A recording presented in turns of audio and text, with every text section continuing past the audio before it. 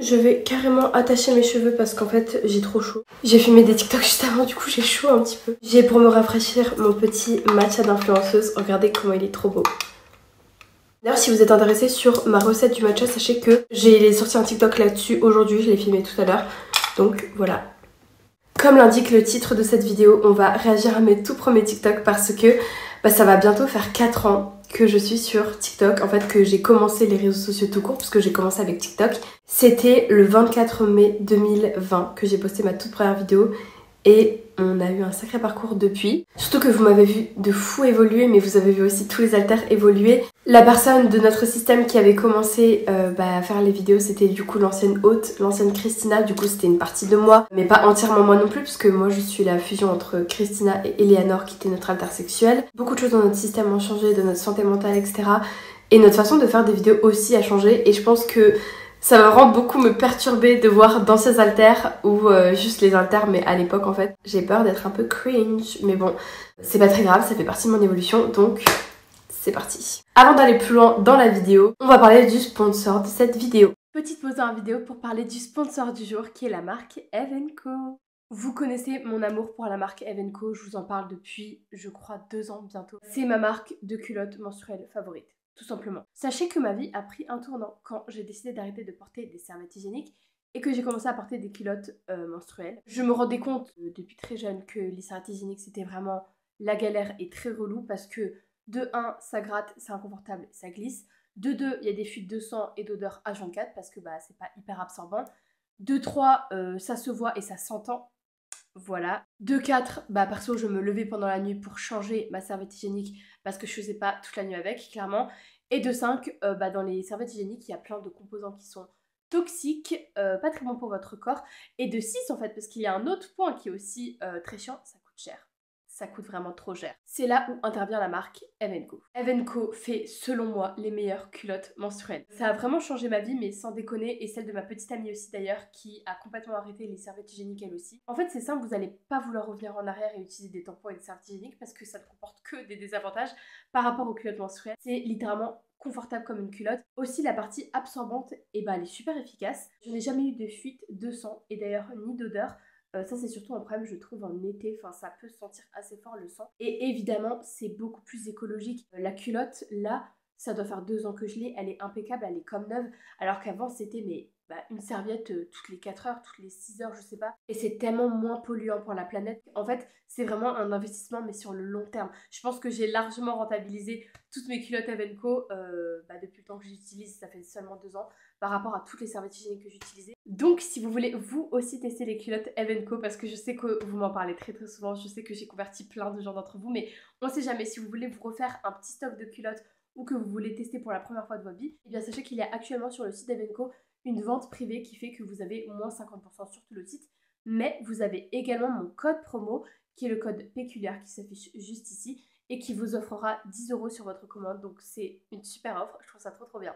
Merci encore à Eve & Co d'être un sponsor si fidèle pour mes vidéos et on retourne au sujet de la vidéo. Premier TikTok auquel je vais réagir, c'est un TikTok qu'a fait Christina, l'ancienne hôte Christina à l'époque. Il y a beaucoup de gens qui m'ont demandé si j'allais présenter chaque halter. Du coup j'ai déjà fait une présentation, Misty et Ruby aussi, mais je pense que pour les autres ça va être compliqué. Je fais juste une pause pour dire mais à quel point j'ai changé physiquement. Je me maquillais pas du tout pareil, j'avais les cheveux bicolores, violet rose, c'était je crois un de mes tout premiers splitters. Parce que ils frontent assez moins souvent, ouais. Et ouais non ça va être compliqué je pense, mais on fera peut-être des vidéos pour eux, mais en tout cas je vais donner ici les prénoms parce que du coup je les ai pas encore donnés. Du coup il y a Violette, notre protectrice, qui est là depuis notre enfance.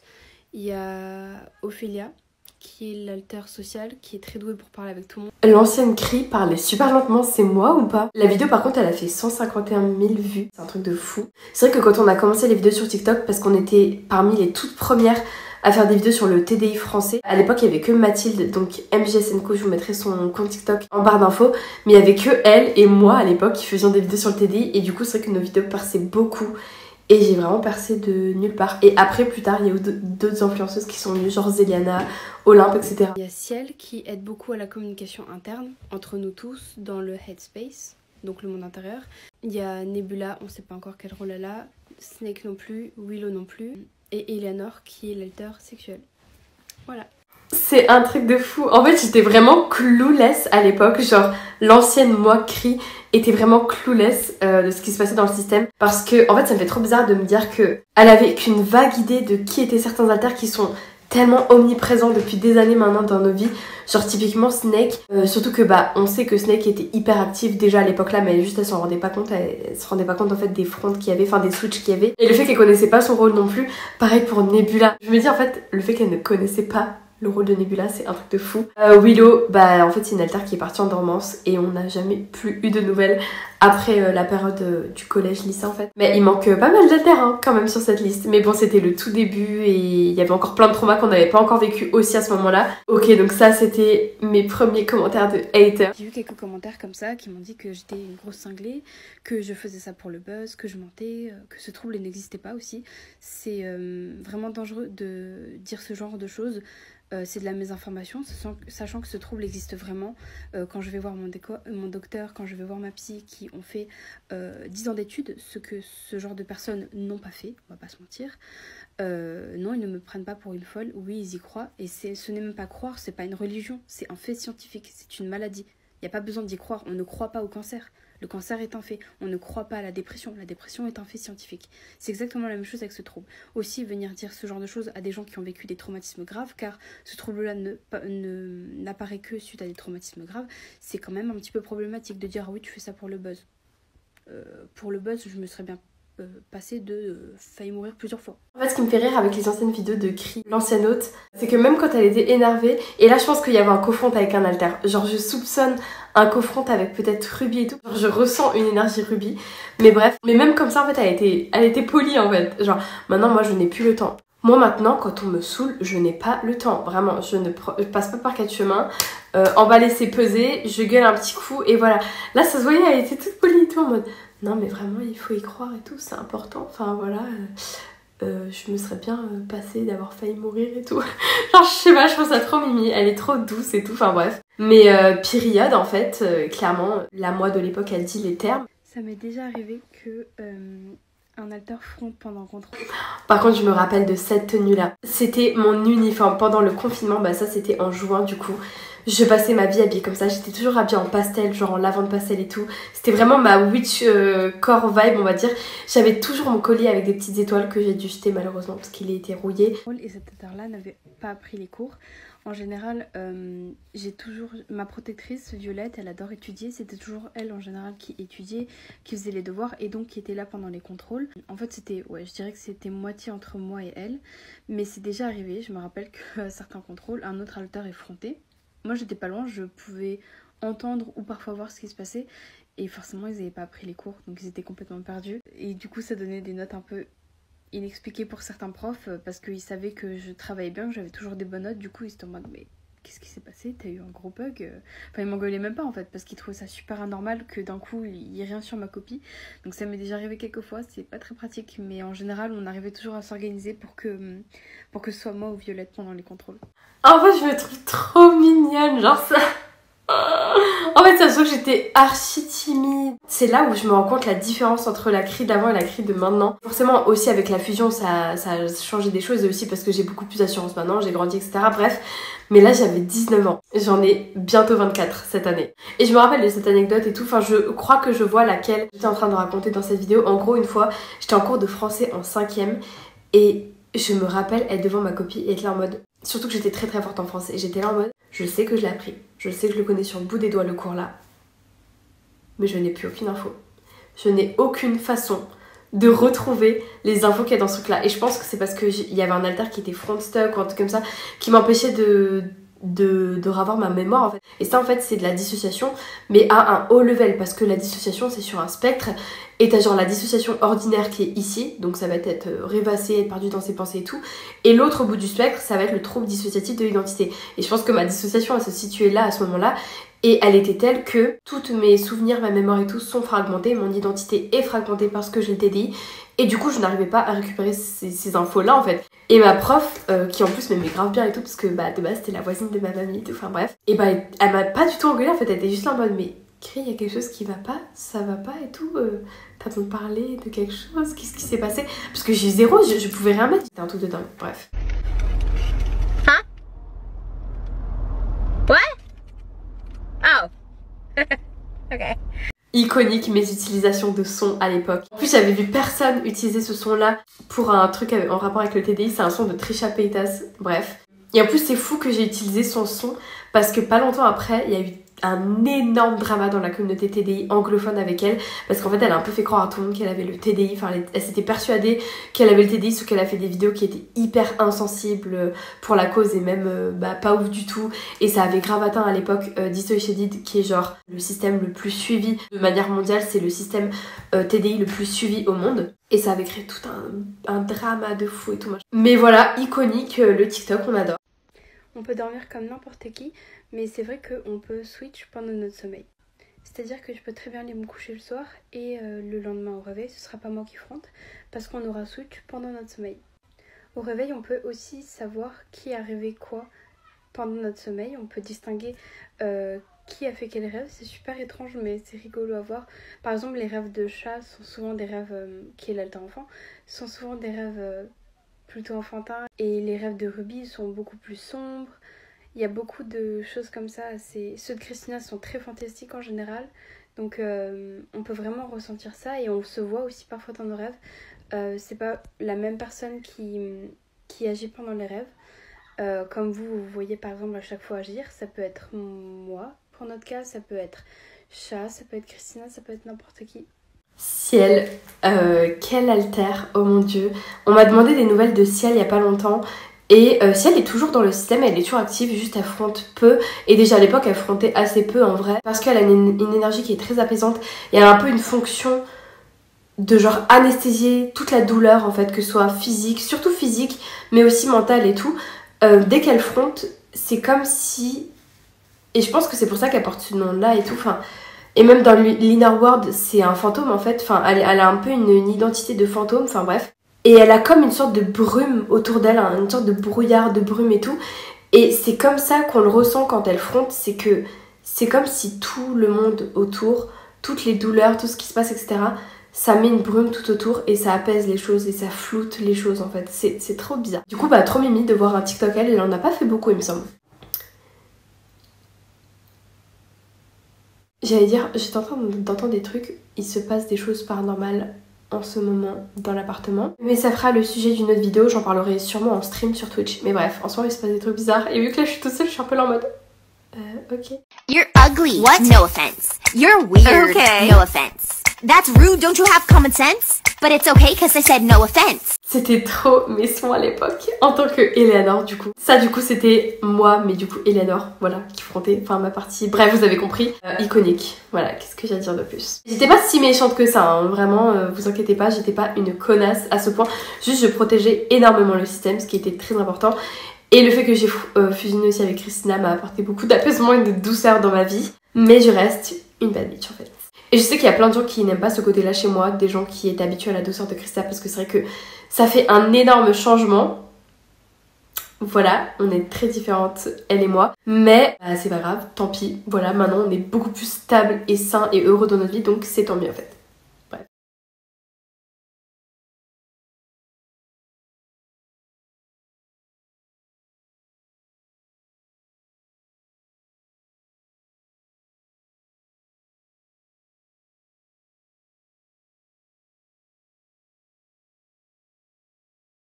Ce qu'elle avait marqué à la fin, je suis fière de Christina pour avoir eu le courage de parler de son trouble malgré ce qu'elle a traversé et fière de nous tous aussi. C'est vraiment Violette Coded de faire ça. Même son TikTok est très Violette Coded. Le son là, c'est un son de La Forêt de l'étrange, qui est un dessin animé qu'on adore. Et le fait qu'elle faisait apparaître les trucs en mode comme ça là, genre vraiment slay. Moi ce qui m'a fait tiquer là en lisant le truc, c'est qu'elle marquait j'ai 25 ans malgré que le corps en ait 19 parce que du coup elle était un peu plus âgée. Et c'est toujours le cas, elle est plus âgée que moi, sauf que moi maintenant je vais avoir 24 ans. Donc elle n'a plus 25 ans Violette. Violette elle est dans sa trentaine actuellement parce que oui du coup les alters peuvent vieillir. Pour le coup avec elle c'est important parce que c'est un peu la maman du système. Et je pense qu'elle doit être plus âgée que nous tous. Et donc, bah, elle vieillit en même temps, quoi. Mais du coup, elle a plus 25 ans parce que je vais avoir bientôt 25 ans. J'aurai 25 ans l'année prochaine, en fait.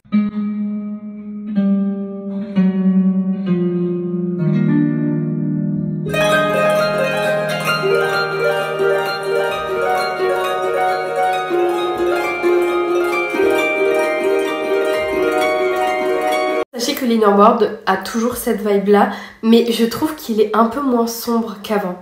Avant l'Innerworld, il faisait plus froid d'un côté, c'était plus froid, plus sombre. Maintenant ça allait un peu moins. C'est comme si avant l'Innerworld il était en hiver et maintenant on est en automne.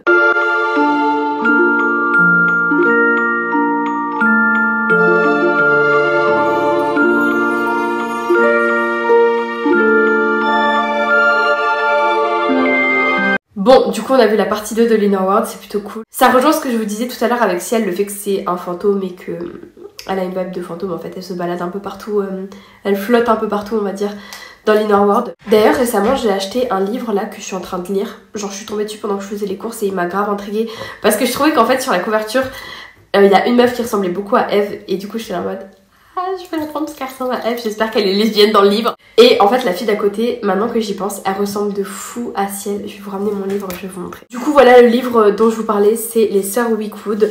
Et déjà juste, et si on en parle de la beauté du livre, voilà, il est juste magnifique. Et il m'a grave intriguée quand je l'ai vu en magasin parce qu'il était très beau, voilà. Et en fait du coup le personnage de Ciel ressemble beaucoup à ce personnage-là. Et elle justement elle me faisait trop penser à Eve. Et en fait moi quand j'ai vu le livre j'étais en mode mais putain j'espère que ça va grave être une histoire de romance lesbienne parce que j'ai envie de trouver une histoire de romance lesbienne.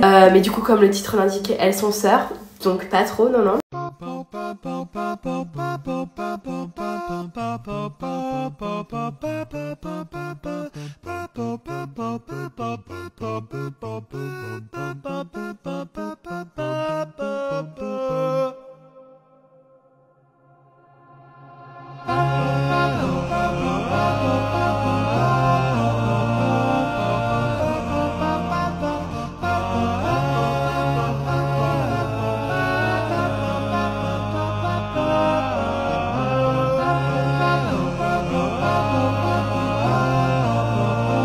Je me rappelle de cette vidéo, je me rappelle un peu à peu près de l'avoir faite. Je me rappelle avoir été trop fière de cette vidéo, même si elle avait pas tant marché que ça, parce que toutes les autres vidéos que je vous ai montrées, elles étaient genre à plus de 100 000 vues. Celle-là, elle était à 26 000 vues, mais c'est une vidéo que j'avais un peu travaillée et tout, qui était grave importante pour moi. Vous voyez juste mes cheveux et mon make-up qui m'horrifient un petit peu, voilà. Mais trop chou d'avoir fait ça, et puis c'est super intéressant de voir le côté négatif, parce que c'est vrai qu'avant je parlais pas trop dans les précédentes vidéos du côté très négatif, effrayant en fait du TDI. J'en parlais mais enfin c'était... Voilà, j'en parlais assez peu, je parlais surtout des haltères, de comment ils étaient, de qui ils étaient, ils se présentaient, etc. Et donc de l'avoir fait dans une vidéo comme ça, franchement c'est cool. Well, you're fat. You're fatty. Doesn't bother me. Keep eating fatty. Totalement réel, bon, il y a toujours des haltères qui sont comme ça, sachez-le. Nebula, on te vise. Ça va beaucoup mieux en vrai. On a une meilleure entente quand même avec les haltères du système. Et on voit que mes cheveux, j'avais fait ma décolo, ma full décolo, j'étais blonde de platine, voilà. Et je le suis restée, en fait, pendant des années, puisqu'après j'ai que fait des couleurs pastel.